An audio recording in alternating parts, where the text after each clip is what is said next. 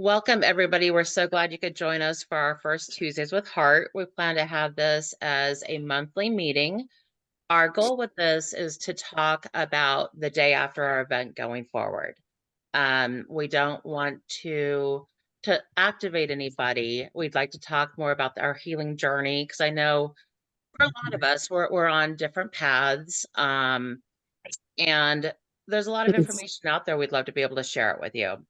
So we just want to let you know that this event is sponsored by our Heart Peer Support Team in connection with the Resiliency and Justice Center, which was previously known as the Vegas Strong Resiliency Center. They, on October 1st of last year, switched over to a permanent resiliency center, helping to support anybody impacted by crime in Clark County, Nevada.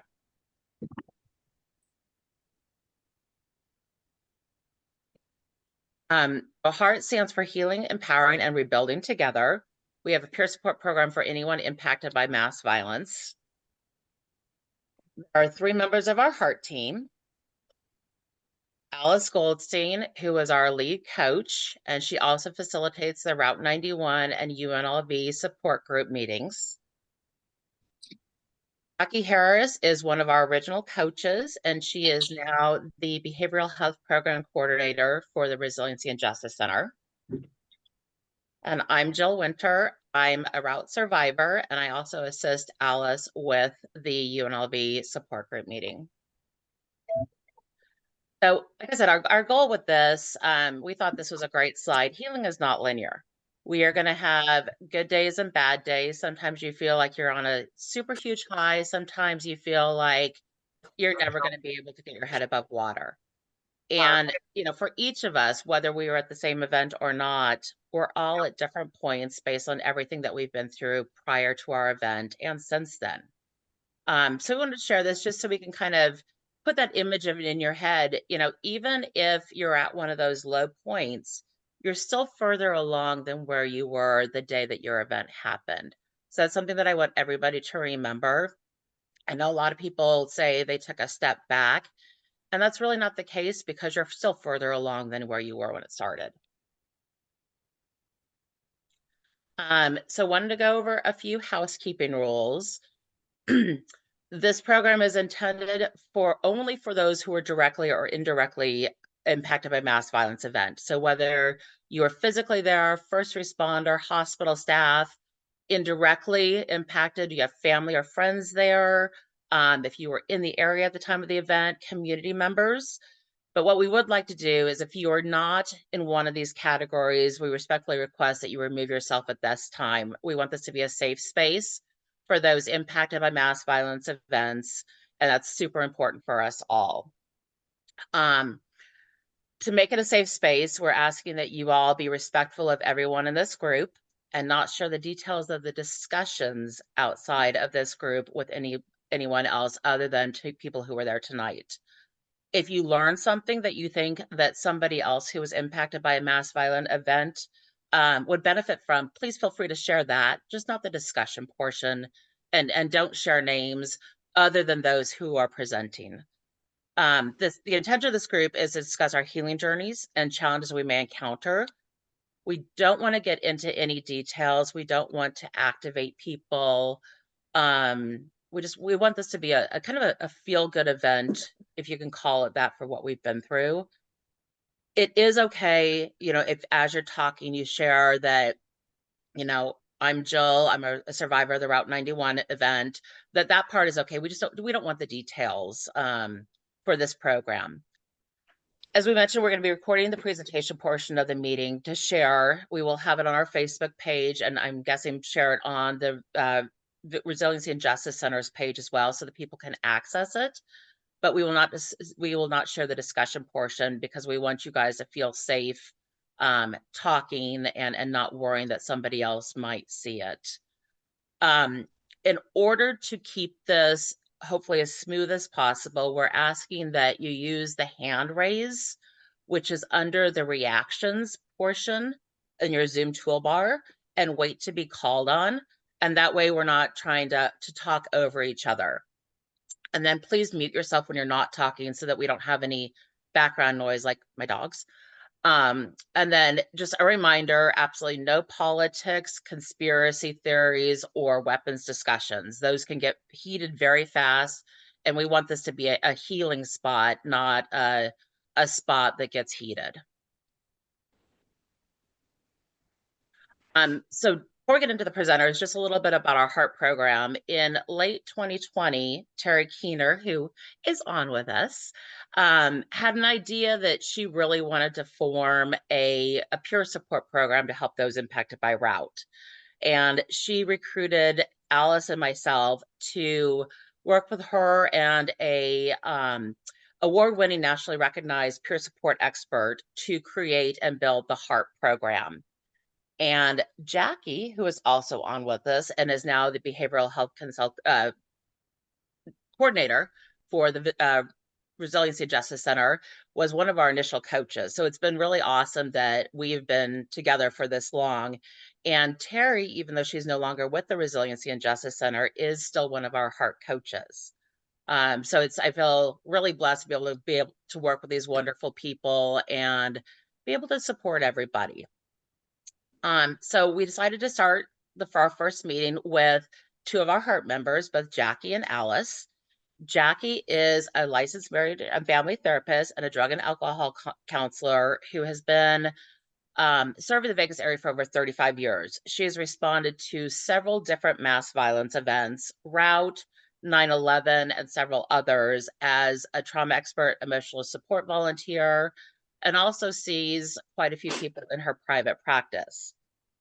We were lucky after Terry left the VSRC, Jackie decided to step in and became a consultant. And late last year, she became full-time as the behavioral health program coordinator. Alice holds a master's degree in marriage and family therapy. She was a licensed professional counselor for over 20 years and worked with all sorts of people who were impacted by natural disasters.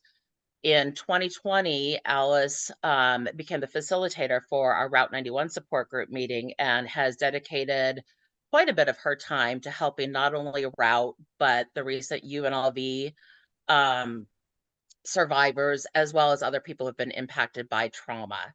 She is also trauma-informed certified professional coach. So she has both sides of that to help us. But tonight's topic, we're going to talk about understanding trauma, stress, and anxiety, setting realistic goals for everyday well-being. I'm going to hand it over to Jackie.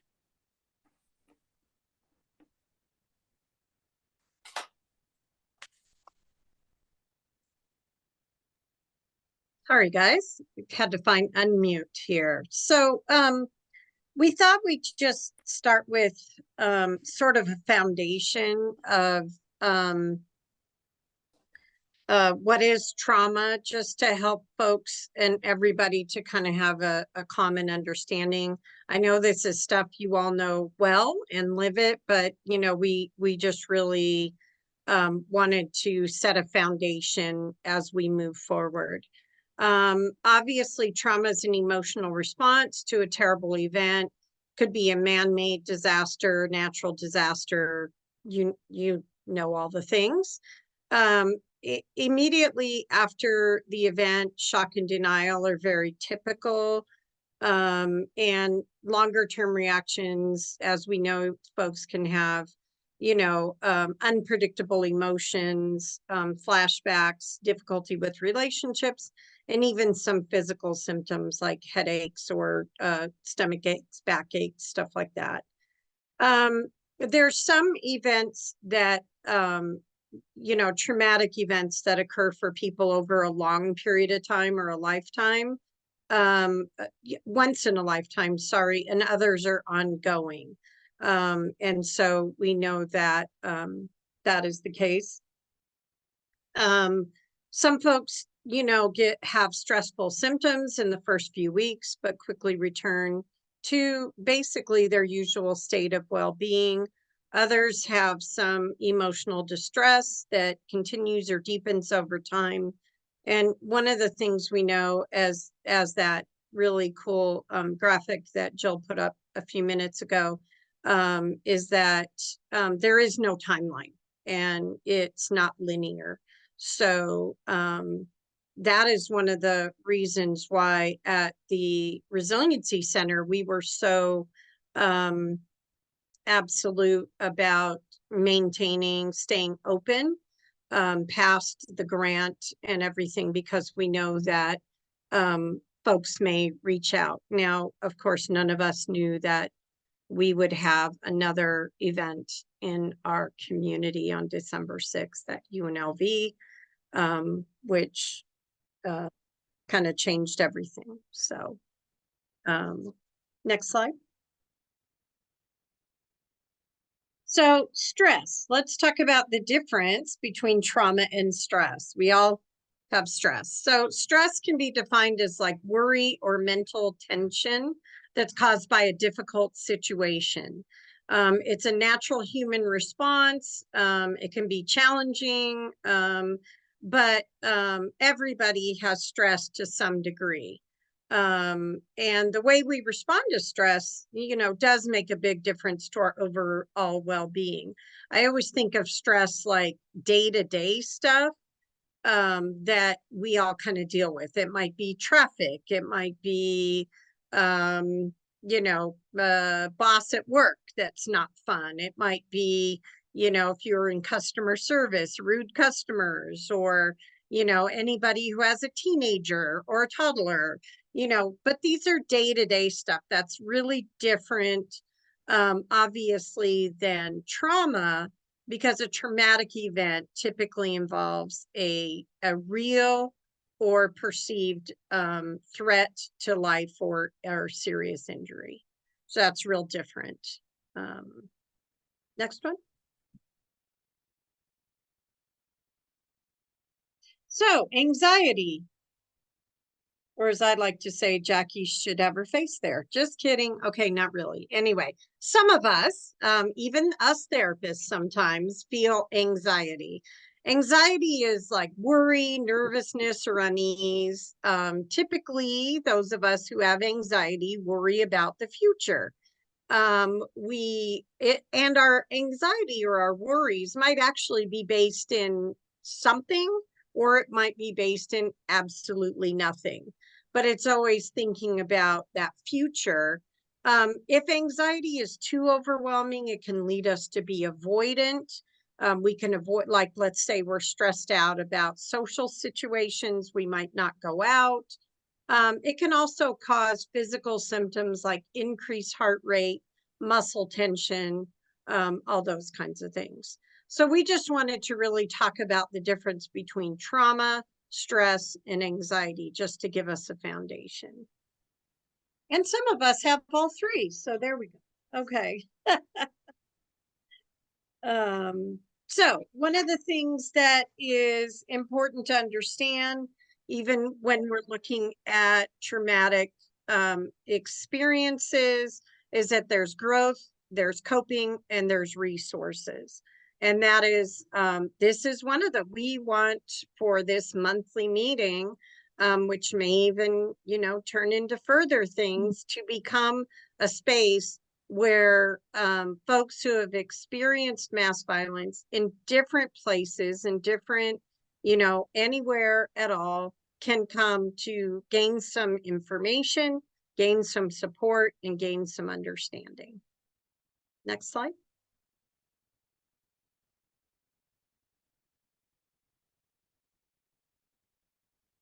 I was trying to talk and I was muted. I think this is a great time to remind everybody that we are not alone. We are all here because we experienced something similar. That I know, my event was almost 6.5 years ago, and it can be a very lonely experience, but we really are not alone. And so we just want to remind everybody of that. Absolutely. Thank you, Jill. So there's a really interesting concept in our field that has been gaining more traction, and some folks may have heard of it. It's called post-traumatic growth. And the idea behind post-traumatic growth is that there are positive psychological changes that some individuals experience after a life crisis or a traumatic event. The post-traumatic growth does not deny the distress that the trauma has caused, but it shows that adversity can yield changes in understanding oneself, others, and the world.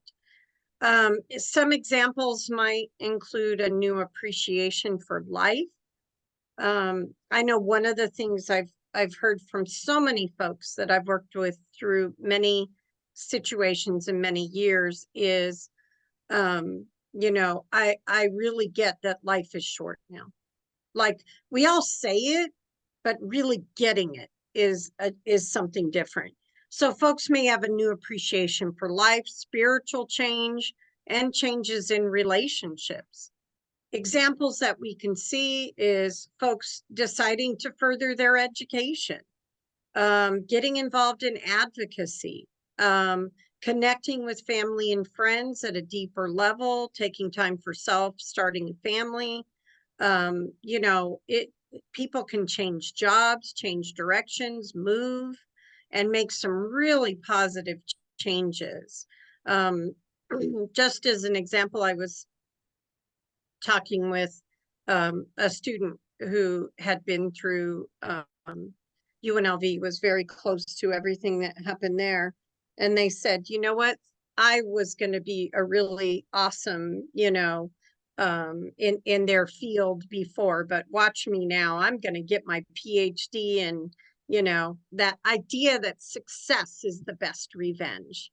I love that concept. I've tried to live by that myself for a very long time, so it's just, it's the other side of being through trauma that can lead us in different directions.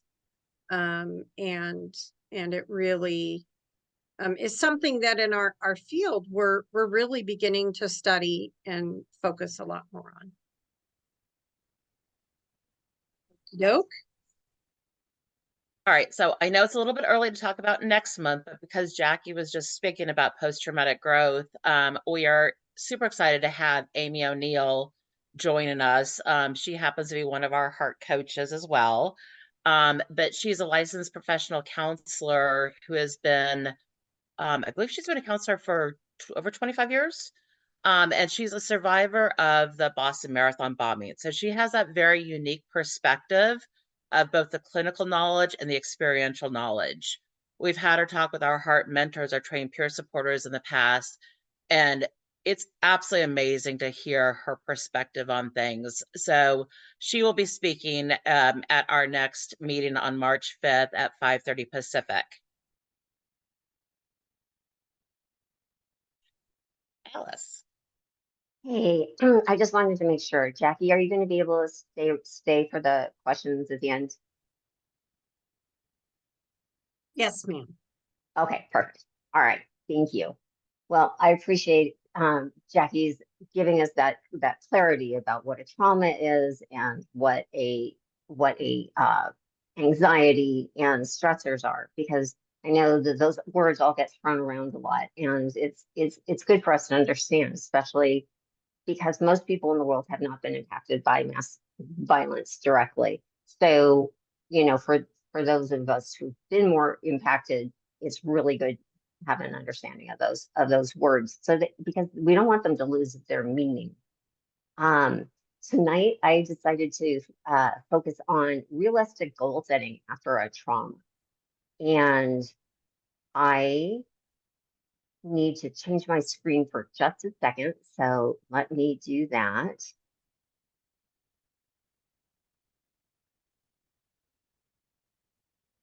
Okay, terrific. All right. So one of the reasons I wanted to focus on this is that some of you I knew tonight would be a group of a mixed group. Some of you are just a couple of weeks out from your trauma. Others might be many years. But I'm hoping I'm gonna talk fast, and I'm hoping I'm gonna give you at least some nugget that's either gonna help you right now, or is gonna help you in the future, or might help somebody you know. So, next slide, please, Jill. Once that initial shock and disbelief that Jackie was talking about kind of settles itself down, your body kind of calms down. You can feel super, super depleted. And part of this, it feels like your resilience, like you're just fatigued and you don't feel like you have any bounce back anymore. So when we talk about resilience, it's the ability to bounce back or recover from a negative experience. And after a trauma, when it feels like it's just has just depleted you, it can make it difficult to set goals, let alone achieve goals. And I've known for some people after a trauma, it was all they could do to get out of bed the next morning, take a shower, and then get back into bed. So, it hits different people different ways, and that kind of depends on where they were before the event and their their coping skills after the event as well. Next slide. So this is a quote. I can't remember exactly who told it to me, so I didn't attribute it to them. But before the event, I never had to think twice about my to-do list. I just did it. Now I struggle with every little thing. Every decision is draining. And I'm frustrated with the idea that I'm never going to be myself again. And this is something I've heard repeated over and over. So I want you guys to know this is a completely normal response. This is very, very valid, that the things that came automatic before require a lot more effort. So, and that makes it difficult to keep the motivation going. So tonight I want to give you some things, very, very, very basic in a lot of ways. And you might listen to it and go, wow, that's too basic. It doesn't hit where I am right now. But if you can imagine where you were immediately after, maybe it will. And so hopefully it's helpful. Okay, next slide. Okay, so the good news is resilience can be cultivated throughout our lifespan. So if you achieve small realistic goals, you can help build your resilience. So that feeling of being drained, you can actually then start to feel like you have like a little cushion, or like a little comfort, like you've got a pillow where things aren't going to affect you quite as much. And if you think about it, people have different amounts of resilience. Even, think about babies. Babies, toddlers who are learning to walk and they're excited. They see a toy across the room, and there are some babies who'll get up and they start to walk towards that toy, and they can completely plant their face on the ground, completely trip, fall, face forward, get back up, and keep going towards that toy. There are other babies that are going to stop. They're going to cry a little bit, and then they're going to get up and go. Then there are others that are going to sit and cry and kind of be like a little bit more bewildered, and their caregiver is going to come over and say, hey, it's okay, you can do it, you can do it. And then that child gets up and goes. So it's just natural when we think about one of the things that causes some disruption in relationships is you go to the event with friends and everybody's responding differently. One person really wants to get into their feelings, the other person wants to really avoid their feelings. Some people are able to go back to work the next day, other people are not. So it's just all what we kind of come into it with. And there's no right or wrong, it just is. And so that's where we want to give ourselves grace and give understanding to other people. So there are actions that you can do to increase your resilience. Some of those things you guys might already be practicing would be like things like mindfulness, deep breathing, being grateful, taking care of yourself physically, having healthy self-talk, and then human connection, through peer support or support groups or with therapy. All of those things can help you. So when we think about realistic goals can vary from one person to another. What's realistic for you may not be realistic for me, but some of these might include the basic needs, showering, exercising, eating, staying hydrated. It's interesting. I got to thinking about it. It doesn't matter how wealthy a person is. Everybody needs this. It's not like something we can buy our way out of. It just is important. It's just foundational to all of us. Now, if you're super, super wealthy, you might be able to hire some people to fill your water bottles or whatever, but it's you that's going to have to drink it, right? So these are just all very basic needs. And sometimes after a trauma, we're so searching for the meaning of why it happened, what's the purpose of life, that we tend to neglect these basic needs, but these basic needs are foundational. And so that's what I want to kind of encourage you with today. Next slide, please. So anytime you want to do some goals, you want to state your goals simply and concisely and try not to overthink it, which is, again, I see a lot in trauma victims, that overthinking. It's like we want to just get back to simplify. We want to make sure that the goal is simply stated. I'm going to drink water today. And, you know, when am I going to drink the water? What is the obstacle I might encounter? Oh, I need to find my water bottle. You know, obstacles and setbacks are a natural part of the healing journey. And yet people who have been through trauma can be, because of the hyper arousal, they can be much more sensitive to getting derailed. So when they hit an obstacle that before the trauma, they wouldn't have thought twice about it. They would have just kept going, kind of like a speed bump. You know, it's like, oh, well, that was fun. And then they keep on going. But after a trauma, it can really throw a person off if they're starting to make headway and then you know, something comes and derails them. So that's why it's important to consider obstacles. Next slide, please. So for an example, a goal, you know, a lot of people want to eat healthily for the first of the year. You know, most people aren't into making resolutions anymore, but, you know, we still kind of use the first of the year as an evaluation point. So I want to eat healthfully. Why do I want to do it? That's a really important part. If I don't have my why, sometimes it's easy for me to forget about it. So if I want to eat healthfully for my physical and mental health, specifically, what does that look like this week? You know, what does that look like? What are my obstacles? Well, I know one obstacle is Super Bowl, you know, and Doritos. So how do I incorporate that into what I want to do for myself? One of the things that is really helpful, because trauma takes away, you didn't have a choice to go through your trauma. So anytime you can give yourself a choice or remind yourself that you do have a choice, that can be really healing. So if you state your goal as an I will or I choose to, it becomes a healthy affirmation for your brain. So this week, I choose to and I will eat a great green vegetable every day. Okay. It didn't say I was going to eat a pile of it. I just said a green vegetable every day. So I'm not committing to a lot, just one. Okay.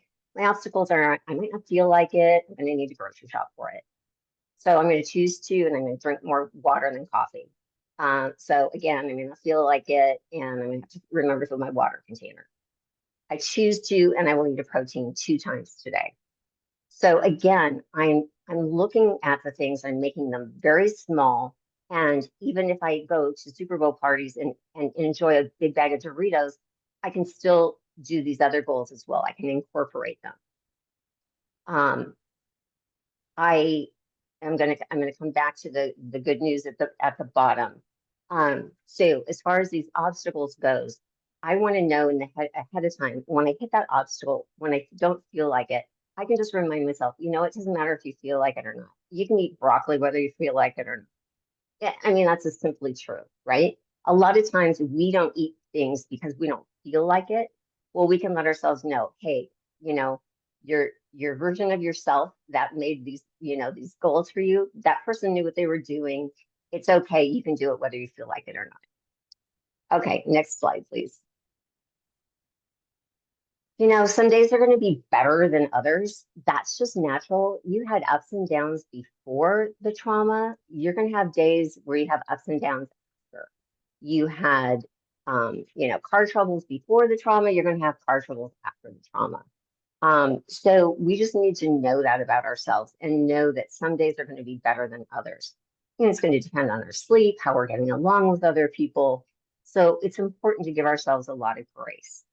Also, there's natural time where your focus is just generally better than others. So if you're working on goals, whether it's to complete a college degree or get your to-do list done, work with your natural rhythm. You're going to feel more productive, and then productivity breeds more productivity. It just does. It just grows. Once you feel, my grandmother used to say, if you want something done, ask a busy person. And it's true, because a person that's already in motion is going to get more accomplished. So getting that momentum started, even if it's to get out of bed to take a shower, that is a very important thing to do. I also encourage you. A lot of survivors say they have brain fog. Again, very, very natural. Well, have a list of things you can do when that brain fog comes in. It's like the shredding, the cleaning, emptying email, responding to non-urgent emails. Doing those things when you are, have that brain fog is going to lead you to still feel like you are being productive. And I also like the idea of making a list for productive procrastination, because there are some days where you've got, your goals, you're working on them, and you really, really just don't want to do it. So I say give yourself permission and choose not to do it. However, choose a productive procrastination task. Clean out a drawer. Make sure there's no water spots on your silverware, or whatever it is. Something that is productive to you, something that's meaningful to you. Like, I know I have a drawer that has pens in it, and the scissors and stuff like that. And because everybody uses it, it tends to get a jumble. So that's kind of like on my productive procrastination thing. Like, if I'm procrastinating from something, you're going to find me at that drawer rearranging things.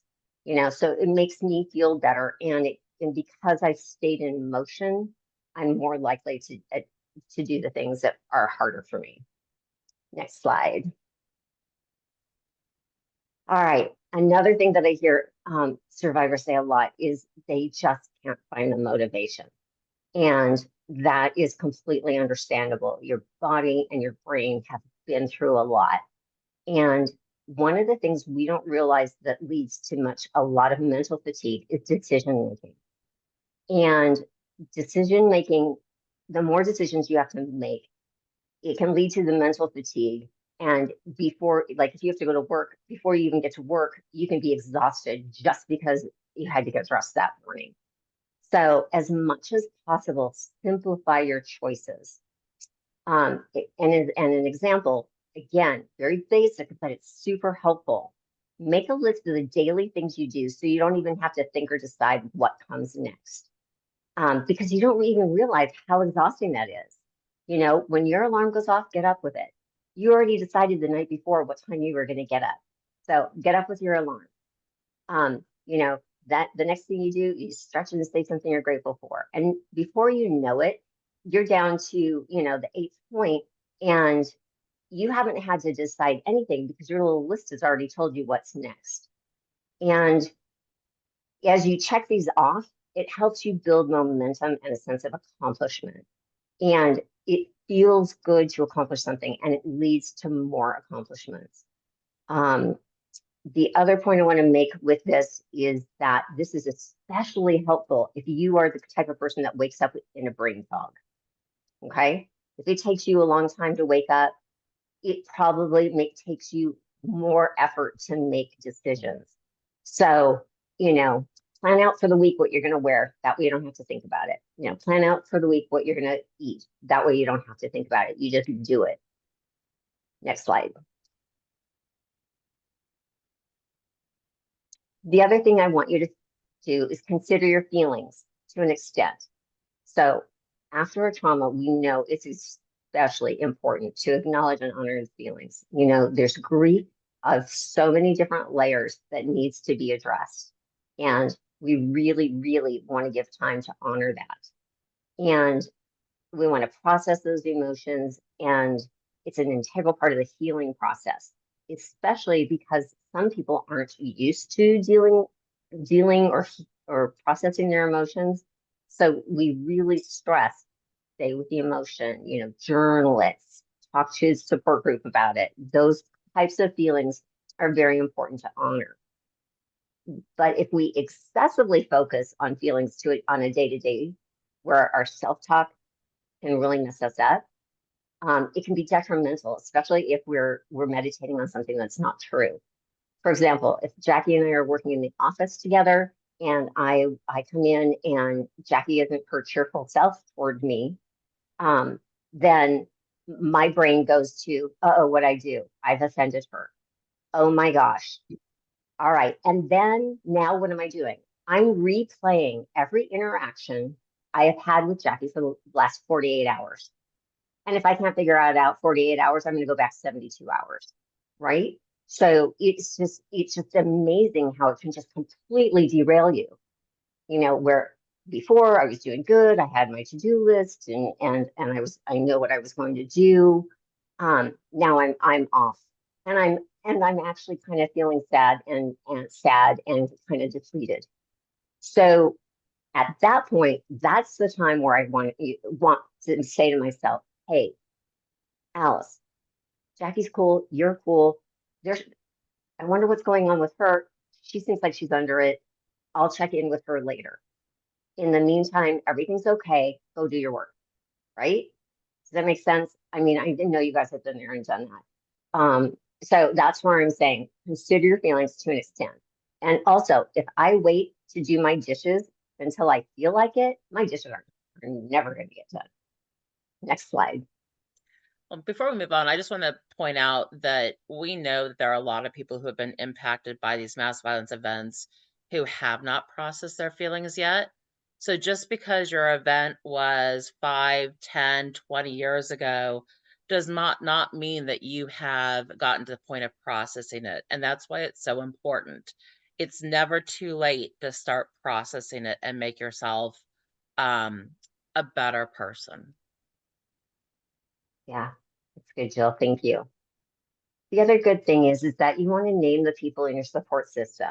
Like, I know everybody probably has kind of like a vague idea, but you know, it's really good to know because you might not have the type of supportive people that you would like to have in your life. And so if you don't, you can start looking for them, you know? You want somebody who's your encourager. You want somebody who's going to give you a push if you need it.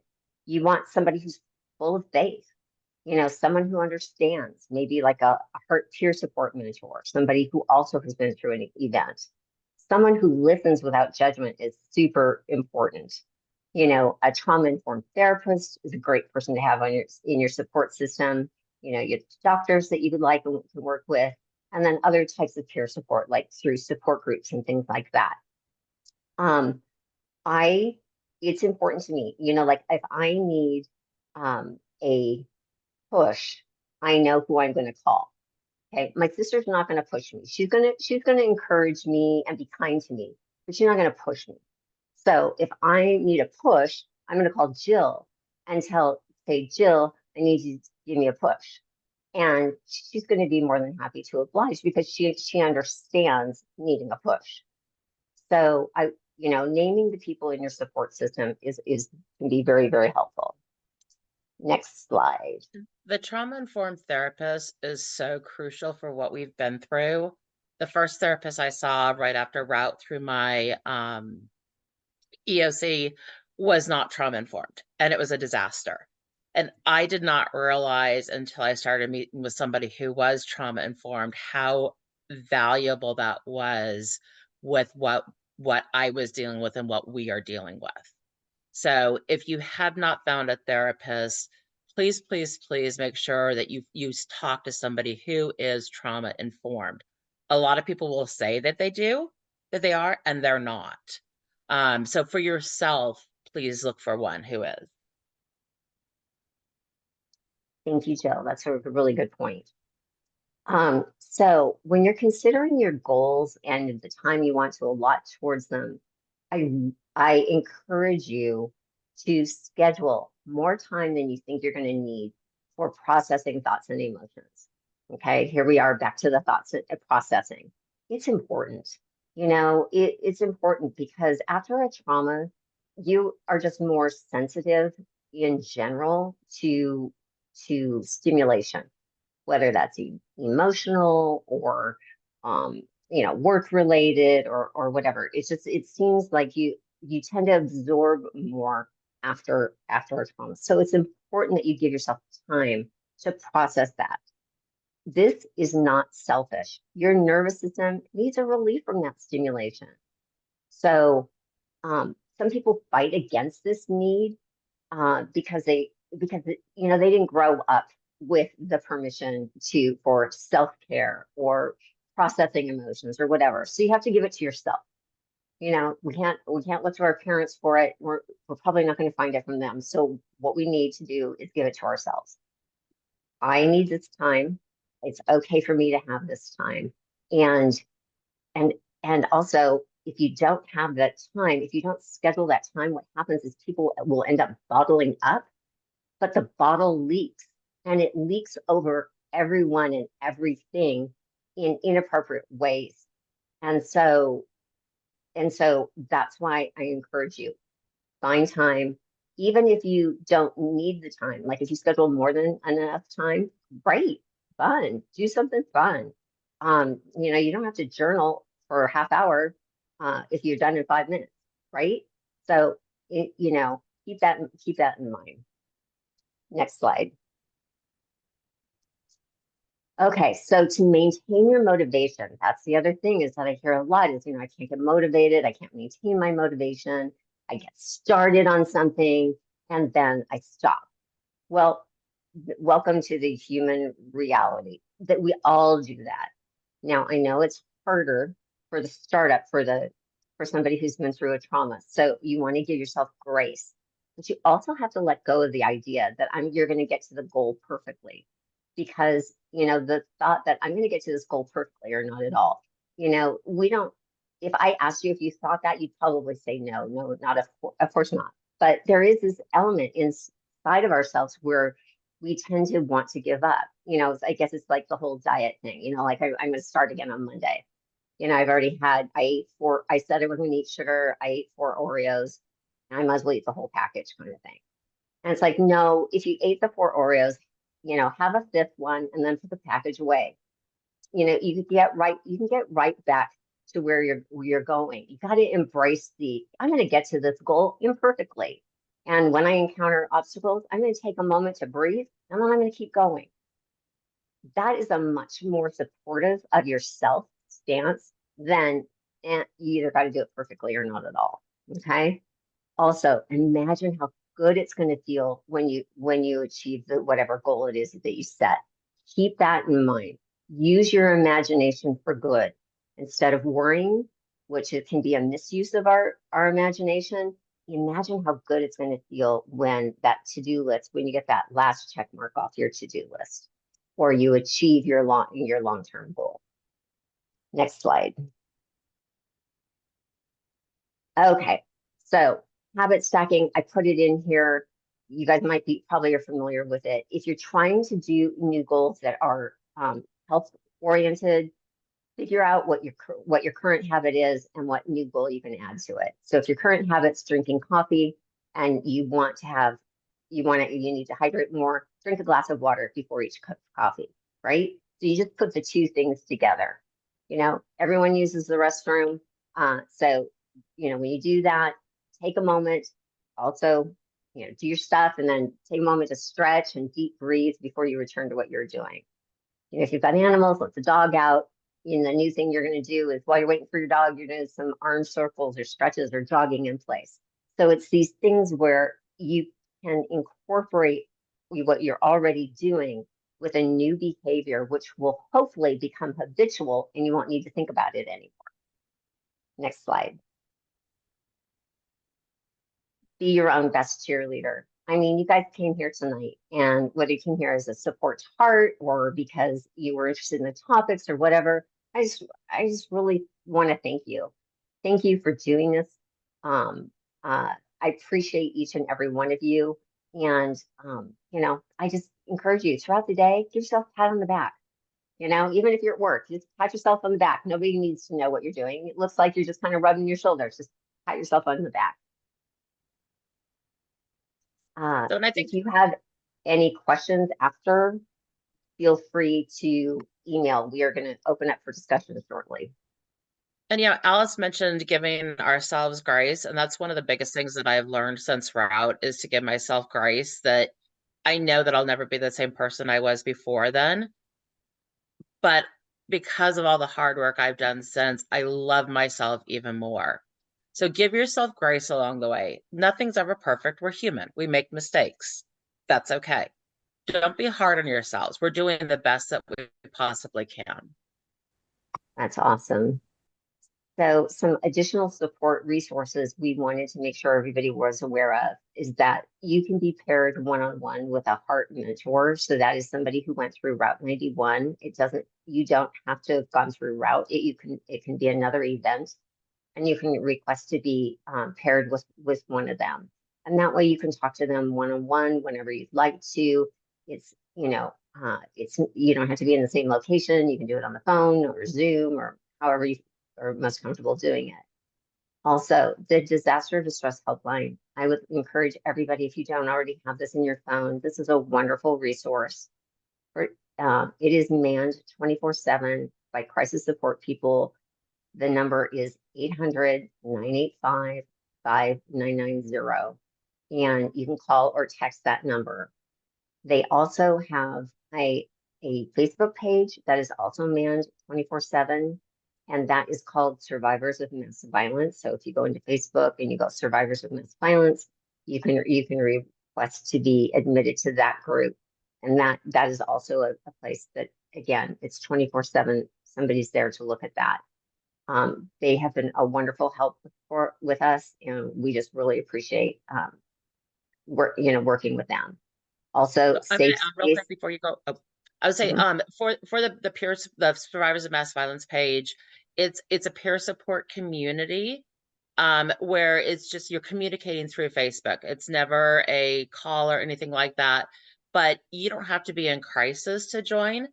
The disaster distress helpline was created to support people who were impacted by natural or man-made disasters. So this was something that was supported to help each one of us. And they can even give you resources if you need, you know, just about anything. You can call the number or talk to one of the peer supporters on their Facebook page, and they can help you find those resources that you're looking for. Awesome. And then the other website is safespace.vibrant.org. And the other one would be the Suicide Crisis Lifeline, where you can call or text 988, and that's for immediate support. So I wanted to make sure that you guys are aware of those.